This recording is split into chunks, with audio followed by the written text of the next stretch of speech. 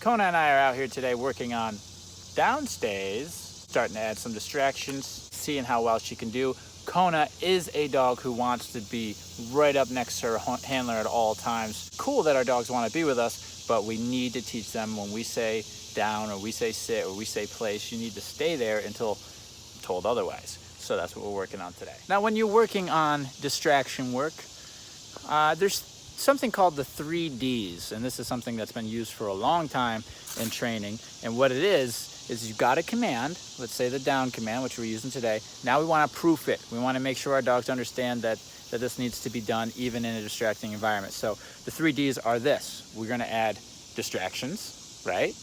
We're going to add distance, and we're going to add duration, okay? So I've already added distance, right? I'm gonna add distractions, maybe some squeaky toys or some sticks or running by, and then also distance, see how far I can get away from the dog.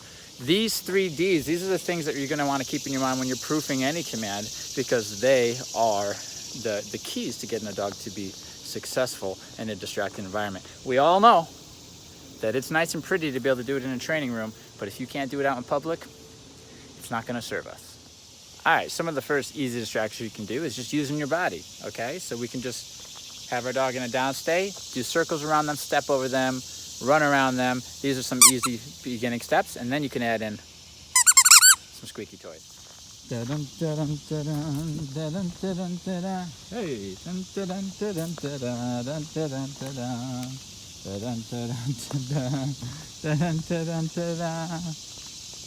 Break. Good girl. Good girl. Nice work. Good job.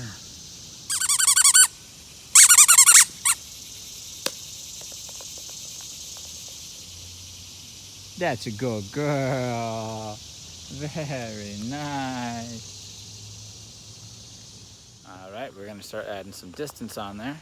Just walking away. You know, the beautiful thing about this type of work is the reason why we teach recall first, because if she makes a mistake, it's really no big deal if she comes towards me. I'm just going to say no, maybe a little tap on the e-collar, recall her, put her right back where she was. So at this distance is where she raised her head, right? It's pretty good distance, actually. Still staying in her command. Let's see if we can go a little further. Very nice. And then from here, what I'll do is I'll recall her. Come. Good girl. Here she comes. Good girl, Kona. Come here. Yeah, very nice. Very good. The last part you're going to want to cover is duration. Make sure your dog gets used to staying in a downstay for a length of time. A good place to do this if you're doing it outside is like, you know, once your dog's good enough, you can do it at a park or a cafe or somewhere where you can sit down and kind of forget about the time and just hold your dog accountable for the downstay. What that looks like is if they stand up, no, correct, down, put them back in a down. That's it. It's as simple as that. And they get better and better at staying in their downs, right? So duration, okay, we're gonna cover that, of course. Distractions, you know, we wanna start small and then slowly get to heavier and more challenging distractions. And then of course, distance, right? We want to make sure that we can walk away without our dogs getting up and following us. All right, guys, go practice. It's a lot of fun, and it creates a much more well-behaved pet. Break. Atta girl.